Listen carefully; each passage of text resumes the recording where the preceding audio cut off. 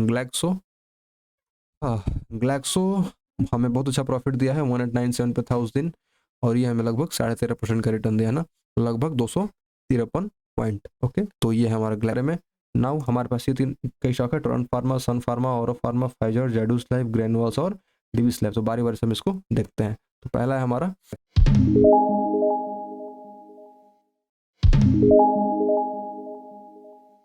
Good evening guys, मेरा नाम है आदित्य और स्वागत है आपका मेरे चैनल ट्रेड विद आदि पे। गाइज अगले 5 मिनट में हम समझेंगे कि स्टॉक्स में डाइवर्सिफिकेशन कितना इंपॉर्टेंट है लाइव एग्जांपल के साथ। तो बने रहिए मेरे साथ इस वीडियो में। तो जैसा कि आप सभी जानते हैं कि हम हर हफ्ते यहाँ पे स्टॉक्स ऑफ द वीक की वीडियो पोस्ट करते हैं, और अगले हफ्ते अगले वीकेंड जब वो हफ्ता ख़त्म होता है तो हम उसका एनालिसिस करते हैं, रिव्यू करते हैं कि जो हमारे स्टॉक्स दिए गए थे वो काम किए हैं कि नहीं किए हैं। ठीक, तो हमने एक वीडियो डाली थी ये वाली 31 दिसंबर को, और उसका रिव्यू आज हम करेंगे। सो गाइस इस वीडियो में हम ये समझेंगे कि जो डाइवर्सिफिकेशन होता है वो कितना इंपॉर्टेंट होता है। Diversification basically means investing in multiple assets at one time. क्या होता है कि जब हम मल्टीपल एसेट्स में एक टाइम में इन्वेस्ट करते हैं तो हमारा जो रिस्क होता है ना वो बहुत ही कम हो जाता है ना। तो यहाँ लाइव एग्जाम्पल के साथ हम समझेंगे। ठीक, तो जैसा कि आप लोग जानते हो कि जब हम लोग स्टॉक्स इसमें देते हैं तो बेसिकली क्या होता है, मतलब जो स्टॉक्स की हम बात करते हैं, तो जब उसका अगले ट्रेडिंग सेशन में हाई ब्रेक होता है तो हम एंट्री लेते हैं, और स्टॉप लॉस हमारा वो क्या होता है, पिछली कैंडल का जो लो होता है वही हमारा क्या होता है, प्लेन स्टॉप लॉस होता है। ठीक, और हम एक साथ मल्टीपल स्टॉक्स में ट्रेड करते हैं। ठीक, तो हमने 31 दिसंबर को ये सारे स्टॉक्स के बारे में बात की थी, लोधा, एनएमडीसी, सेल, है ना। तो बारी बारी से इनमें देखेंगे कि अगर हमने डाइवर्सिफिकेशन नहीं किया होता तो क्या होता है। ठीक, और इसमें हम ये भी समझेंगे कैपिटल प्रोटेक्शन इस फाइनेंशियल मार्केट में, कोई भी फाइनेंशियल मार्केट हो उसमें कैपिटल प्रोटेक्शन कितना इंपॉर्टेंट थिंग है। अगर आपका कैपिटल इंटैक्ट नहीं रहेगा तो मार्केट आपको तुरंत बाहर कर देगा, है ना। तो मार्केट में रहने के लिए आपको हेज के साथ ही चलना पड़ेगा, है ना। मैं तो भाई चलता हूँ हेज के साथ, अब आप अपना देख लो। ठीक, देखो 31 दिसंबर को जब हमने इसको दिया था, है ना, तो ये चल रहा था कुछ 1023। जब एक तारीख को मार्केट ओपन हुआ, हैप्पी न्यू ईयर के दिन, इसका हाई ब्रेक हुआ तो हम ट्रेड में एंट्री ले चुके थे। स्टॉप लॉस हमारा था 974। ठीक, स्टॉप लॉस हमारा हिट नहीं हुआ है, और ये जो लोधा है इसमें हमें मिला है अच्छा खासा रिटर्न, है ना। तो अगर हमने एंट्री यहाँ लिया होगा डे हाई पे तो हमको मिला इसमें लगभग 17-17.5% का रिटर्न। ओके, सो ये पहला स्टॉक था हमारा। दूसरा देखते हैं, दूसरा है हमारा एनएमडीसी। तो एनएमडीसी में क्या हुआ है, देखो जो ये ब्लैक लाइन है वो हमने खींचा है जो उस दिन इसकी वैल्यू थी स्टॉक की, ना, क्लोजिंग प्राइस था। ठीक, तो जब 1 जनवरी को इसका हाई ब्रेक हुआ है तो हमने इसका एसएल लगा के, और जब हम राइड किए हैं तो हमें मिला है इसमें लगभग 8.82%, लगभग 18-18.5 पॉइंट्स मिले, है ना। 5 बार्स मतलब 5 दिनों के अंदर। चलो, the third stock is our sell. देखो 2 स्टॉक में हमें प्रॉफिट हुए। ठीक, तीसरा देखो, तीसरा क्या हुआ, ये 28 दिसंबर, ये 29, ये 1 तारीख। अब इसमें क्या होना कि जो हाई है उस कैंडल का वो अच्छे से ब्रेक नहीं हुआ है ना। ये जो वीक वाली कैंडल है, तो ऐसे स्टॉक्स में हम एंटर नहीं करते हैं ना। जब ऐसा ब्रेकआउट होता है तो हम एंट्री करते हैं। ठीक, लेकिन अभी भी सेल में ट्रेड बना हुआ है क्योंकि इस लेवल का ब्रेकआउट करके अब यहाँ पे इस हफ्ते इसका रिटेस्ट हो रहा है। अब यहाँ से क्या हो सकता है, ये बाउंस बैक हो सकता है। ठीक, तो ये सेल के बारे में है। अगर आप चाहते हो कि हाँ भाई हमने ट्रेड लिया था तो आपका एसएल छोटा सा ये गया है, 1-2-4 पॉइंट का आपका एसएल गया है। ठीक, लेकिन अभी भी आप क्या हो, प्रॉफिट में हो। ठीक, तो यही फायदा होता है डाइवर्सिफिकेशन का, है ना। जो हमारा तीसरा स्टॉक है हीरो मोटोकॉर्प। हीरो मोटोकॉर्प का ये जो हाई है उस दिन का, ये 29 तारीख, और 1 तारीख को इसका, सॉरी ये 29 तारीख और 1 तारीख को हैप्पी न्यू ईयर के दिन इसका हाई ब्रेक नहीं हुआ, तो इसमें हमें ट्रेड मिला ही नहीं है। ठीक, तो ये हीरो मोटोकॉर्प के बारे में। अब देखते हैं बजाज ऑटो। बजाज ऑटो में क्या हुआ है, इसका हाई ब्रेक हुआ है। ठीक, ये 2 जनवरी, ये हमारा 1। ठीक, तो इन पर्टिकुलर तीनों कैंडल में हमारे स्टॉप क्या बोलते हैं, एंट्री नहीं हुआ है, हमारा एंट्री हुआ है इस कैंडल में। ठीक, तो इस कैंडल में एंट्री, तो ये हमारे स्टॉप लॉस। तो अगर कहीं आपने यहाँ एंट्री लिया होगा तो हमें दिया है लगभग 4.5% का रिटर्न। ठीक, लगभग 295 पॉइंट ऐसे कुछ, है ना। चलो, द नेक्स्ट स्टॉक इज और भारत फोर्ज, है ना। ये जो हफ्ते का स्टॉक था ना गाइस, थोड़ा धीरे परफॉर्म किया है ना। तो हमेशा जो हम लोग स्टॉक्स की बात करते हैं वो एकदम रॉकेट हो जाते हैं, इस हफ्ते थोड़ा स्लो मोमेंटम हुआ इसमें, है ना।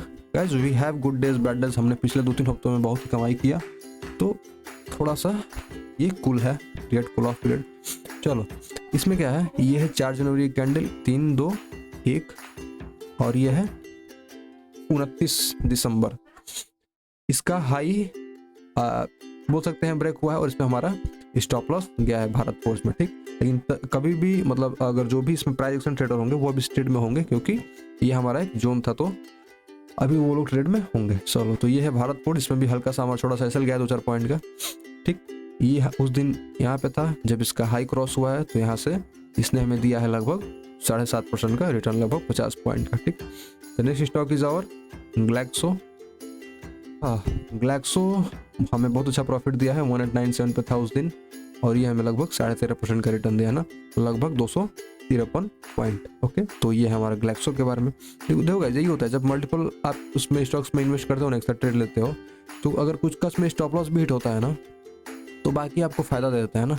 अब देखो लॉरेंस लैब में क्या हुआ है ना कि 26, 27, 28, 29, अब यहाँ पे क्या हुआ ना कि ये जो हमारा जोन है अब सपोर्ट की तरह काम कर रहा है ना, ये जो रेजिस्टेंस था इसका ब्रेकआउट होके अब ये एक सपोर्ट की तरह हमारा एक्ट कर रहा है। ये जो जोन है हमारा, तो ये अब सपोर्ट की तरह काम कर रहा है। तो इसमें क्या हो गया, ब्रेकआउट होने के बाद अब ये सपोर्ट की तरफ, अब यहाँ पे भी आप एंट्री ले सकते हो, ठीक। तो अगर हम इसमें अगर एसएल माने तो हमारा एसएल बहुत छोटा सा 2-4 पॉइंट का एसएल गया है लॉरेंस लैब में, ठीक। लेकिन जो स्टॉक्स में प्रॉफिट हुए हैं वो सारे जो हमें लॉसेज हुए हैं सब कवर हो गया, ठीक। चलो, इसका जब हमने एल्केम की बात की थी, तो एल्केम की बात की तो this stock was trading around लगभग 5200 के आसपास ट्रेड कर रहा था, और इसने हाई बनाया यहाँ से लगभग 2.5-3% का हाई बनाया 2-4 दिनों में। ओके, तो ये है एल्केम के बारे में। नाउ हमारे पास ये 3 कई स्टॉक है, टोरेंट फार्मा, सन फार्मा, औरो फार्मा, फाइजर, जेडूस लाइफ, ग्रेनुअल्स और डिविस लैब। तो बारी बारी से हम इसको देखते हैं। तो पहला है हमारा टोरेंट फार्मा। इसमें देखते हैं टोरेंट फार्मा में क्या हुआ है। हाँ, तो इसमें भी अच्छा हमें प्रॉफिट मिला है। तो गाइस देखो यही होता है ना, लाइव एग्जांपल आपके सामने है। अब यही सोचो अगर आप किसी एक पर्टिकुलर स्टॉक जैसे सेल में गए होते या फिर एनएमडीसी जो प्रॉफिट नहीं दिए हैं, तो उसमें क्या होता, आपका पैसा भी फंस जाता, प्रॉफिट भी नहीं होता और कोई फायदा नहीं होता, ठीक। अब इसमें देखो क्या टोरेंट फार्मा में लगभग 3.5% का रिटर्न, 4% का 84 पॉइंट मिल गया। अब क्या चाहिए, है ना। तो यही होता है डाइवर्सिफिकेशन का फायदा। तो कभी भी एंट्री लें तो मल्टीपल स्टॉक्स में एंट्री लें। वैसे ही हमारा हुआ है सन फार्मा में। सन फार्मा में ये 1261 पे था, वहाँ से इसने लगभग 5.5% का हाई बनाया है, ठीक। नीचे है हमारा औरो फार्मा, फिर फाइजर देखेंगे हम, तो औरो फार्मा में भी वही हुआ है, यहाँ से इसका ब्रेकआउट और यहाँ से लगभग 4.5% का रिटर्न, ठीक। नेक्स्ट स्टॉक इज और फाइजर। फाइजर में भी ये जो जोन था, हमने अगर आप वीडियो देखोगे तो उसमें हमने क्लियरली बोला है कि ये उस समय 4 to 600 पर ट्रेड कर रहा था जब इसका हाई ब्रेक हुआ। तो इसका एसएल हमारा था लगभग, ये हमारा एसएल था यहाँ, और यहाँ से इसने हाई बनाया है लगभग 3.5% का, ठीक। तो 3.5% का रिटर्न मैटर करता है ना। यहाँ देखो जेडूस लाइफ में अगेन जोन का ब्रेकआउट हुआ 2 तारीख को, और यहाँ से इसने 4.5% का रिटर्न दिया है, ठीक। आप देखो ग्रेनुअल्स में, हाँ ग्रेनुअल्स में क्या हुआ है, ब्रेकआउट हो गए और फिर इसका रीटेस्ट हुआ। तो अगर आपने ट्रेलिंग एसएल आपका हिट हुआ होगा तो लगभग 5.5% का रिटर्न हमें ग्रेनुअल्स में दिया है, ठीक।